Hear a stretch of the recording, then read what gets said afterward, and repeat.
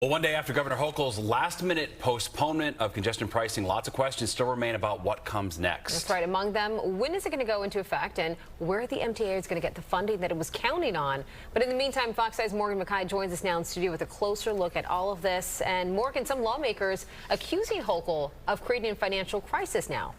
Yes, Stephen, Bianca, the Senate Finance Chair asking today where this mystery pot of money Governor Kathy Hochul claims to have set aside to backstop the MTA's capital plan in replacement of congestion pricing. But not only that, Hochul is now trying to pressure state lawmakers to come up with a new tax, possibly on businesses, in the next 24 hours, since state lawmakers are done for the year at the end of this week. And to those cynics who question my motivation, I approach every decision through one lens: what is best for New Yorkers? But many of these New Yorkers are out in full force today, criticizing the governor's out-of-the-blue 11th hour flip on congestion pricing. Governor Kathy Hochul, in her pre-taped video that did not allow reporters to ask questions, said that there is a pot of money she set aside to backstop the MTA plan. But those like Senate Finance Chair Liz Krueger are questioning where this $1 billion Hochul claims to have lying around is coming from. We just finished a budget.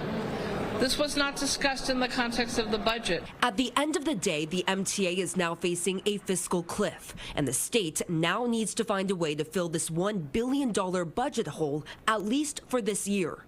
Hochul is now trying to pressure the state legislature to increase taxes on businesses, even though there is about 24 hours left of the legislative year. According to one source who sat through one of these closed-door meetings, the proposal went over like a, quote, lead balloon. Lawmakers are, quote, extremely upset, the source continued, and the proposal right now has almost no support. A payroll mobility tax would also fly in the face of the goal Hochul outlined on why she is pausing congestion pricing to help businesses recover post-pandemic. As Andrew Ryan from the Citizens Budget Commission explains, lawmakers already hiked the payroll mobility tax last year. It would hamper New York's competitiveness, and you don't want to slow down the engine to our economy, and it would have no congestion or emission benefits. A terrible substitute, and it would actually hurt our economy more. Many believe the final say of whether or not congestion pricing can be postponed will be up to an MTA board vote. But those like Senator Krueger says that the MTA board should do their job and vote against delaying the program. I believe this would be a violation of the law for the MTA board to give her the vote she's asking for. And I've been speaking to MTA board members, urging them to vote no.